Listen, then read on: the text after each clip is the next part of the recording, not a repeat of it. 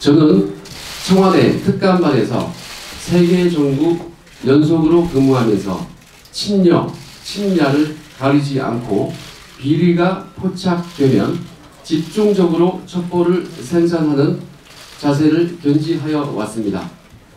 눈치를 보며 일을 할 것이면 검찰 수사관을 진작에 그만두었을 것이며 이 길을 걸어오지 않았을 것입니다.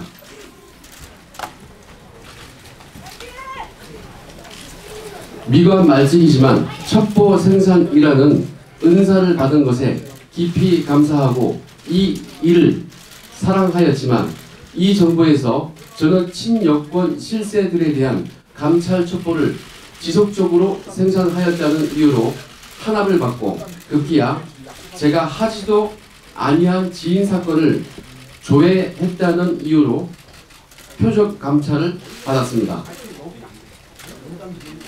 청와대는 제가 지인 사건을 조회하지 아니하였음을 알면서도 그것을 빌미로 저를 쫓아내기 위하여 불법적인 휴대폰 감찰을 벌였고 제가 동의하지도 아니한 부분에 대한 별건 휴대폰 포렌식 자료를 활용하여 저를 범죄자로 낙인 찍어 언론에 유포하였습니다.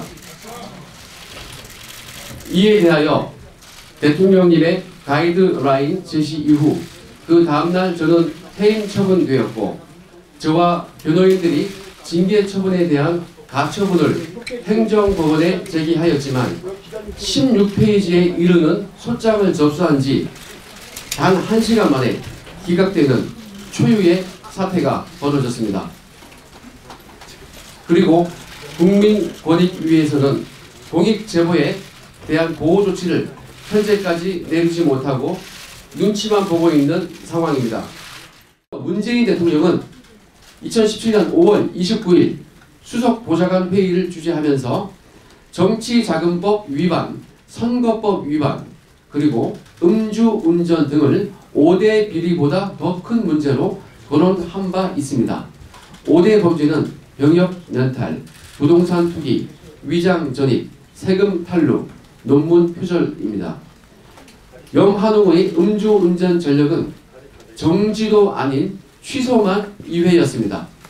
위 경향신문 기사를 보면 염한웅 부의장이 말하기를 청와대도 인사검증 과정에서 음주운전으로 본인이 2차례 면허 취소 처분을 받은 사실을 알고 있었다라고 하였습니다. 그럼에도 불구하고 임명을 강행한 것은 청와대가 스스로 정한 원칙을 저버린 행위입니다. 조국 수석과 대통령께서 염한웅의 음주운전 2회 취소 사실을 알고도 임명을 강행했다면 이보다 더 큰 문제는 없을 것입니다. 경향신문 기사에 따르면 조국 수석은 인사검증 과정에서 이를 알고 있었던 것이 분명합니다. 그런데 대통령께서 이를 모르고 임명을 강행했다면 조국 수석은 대통령께 보고하지도 않은 것입니다. 만약 대통령께 보고하지 아니하였다면 심각한 직무유기입니다. 박형철 비서관과 조국 수석 관련 특이사항을 말씀드리겠습니다. 청와대의 심히 불공평한 감찰 행태는 또 있습니다. 제가 보고한 검찰 간부 관련 감찰 보고서에 대하여 박형철 비서관은 그 간부가 자신의 동문이자 연수원 동기라는 이유로 직접 전화하여 감찰 내용을 누설한 바 있고 이에 대하여 지난 연말 국회 운영위원회에서 조국 수석은 박형철 비서관에 대하여 감찰을 검토하겠다고 했으나 현재까지 박형철에 대하여 감찰이나 징계 절차를 진행했다는 말을 듣지 못하였습니다. 고위공직자에 대한 비리 첩보가 묵살된 것을 공익을 위하여 알린 저에 대하여는 수사기관에 고발까지 했던 청와대가 조직의 내부 비서관이 사익을 위하여 공무상 비밀을 누설한 혐의에 대하여는 제대로 확인하지 않고 있습니다. 박형철 비서관은 특감반 출범 초기 조국 수석을 위하여 충성해야 한다는 말을 자주 하였습니다. 박형철 비서관은 반부패 비서관실 최초 회식 자리에서 이렇게 얘기했습니다. 우리 공식 건배사는 조국을 위하여, 그러면 민정아 사랑해,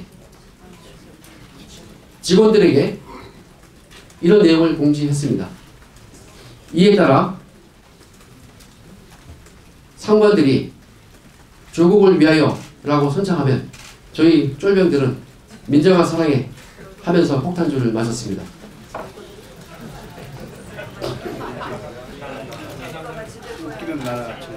박형철 비서관은 조국 수석에 대한 충성을 강조하며 심지어 임종석 비서실장에 대한 비리 정보도 가져오라고 하였습니다. 업무 감찰 범위는 맞습니다.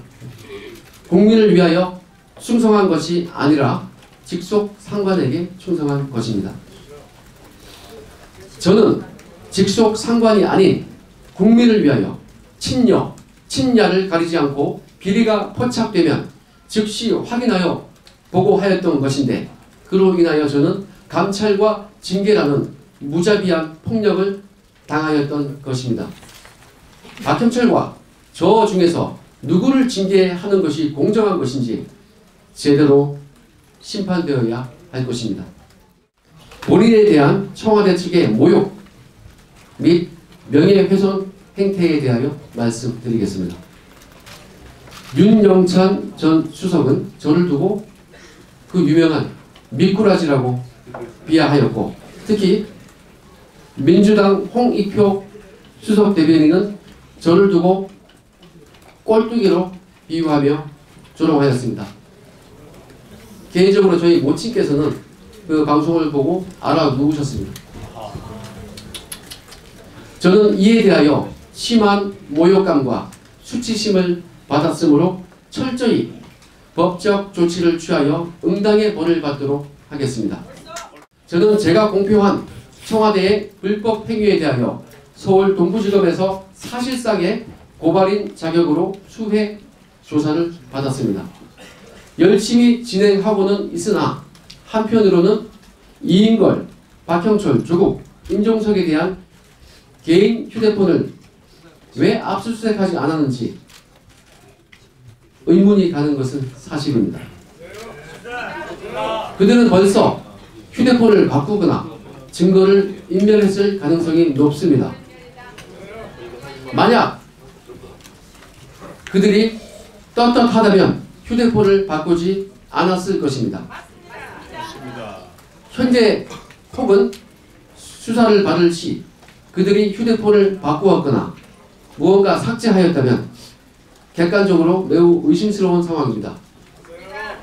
저는 이 휴대폰 감찰에 대해서 경험이 많습니다. 하지만 저는 청와대에서 제 지인사건 조회 부분에 대하여 감찰을 받을 시 떳떳했기 때문에 제 휴대폰을 버릴 수 있었음에도 불구하고 그냥 제출했습니다. 근데 약속을 지키지 않고 별건 감찰을 했던 것이죠. 만약 그들이 휴대폰을 바꾸었거나 삭제하였다면 객관적으로 의심스러운 상황입니다. 사랑하는 저의 친정 검찰에서 특검까지 갈 필요도 없다는 것을 보여주시길 바랍니다. 수원지검에서는 제가 청와대로부터 공무상 비밀 누설로 고발당한 사건을 수사 중에 있습니다. 비슷한 사안으로 2017년 7월 청와대 박수현 대변인이 공무상 비밀 누설로 KB대 문건이었죠. 서울중앙지검에 고발되어 있는 사건이 있습니다. 청와대의 공무상 비밀 누설 혐의에 대하여는 고발된 지 1년 반이 지나도록 압수수색이나 기타 수사를 전혀 진행한 사실이 없습니다.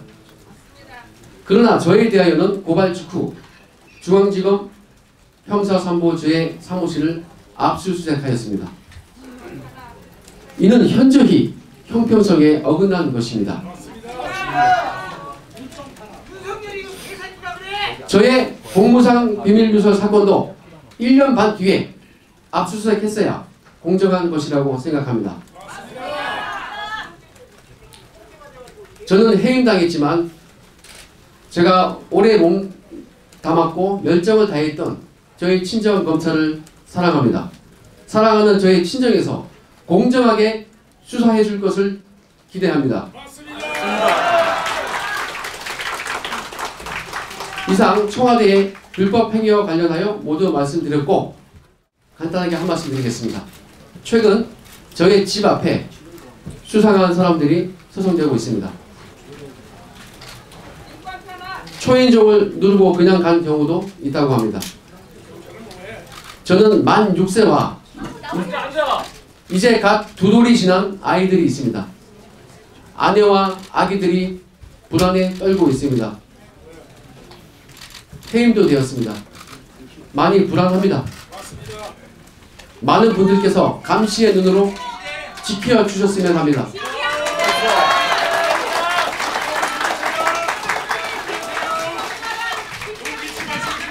저는 차후 어떠한 압력에도 굴복하지 않겠습니다.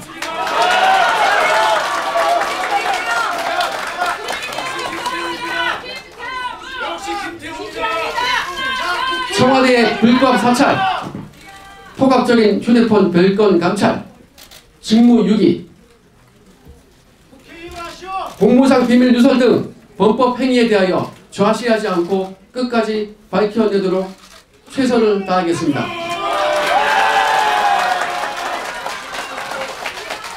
오늘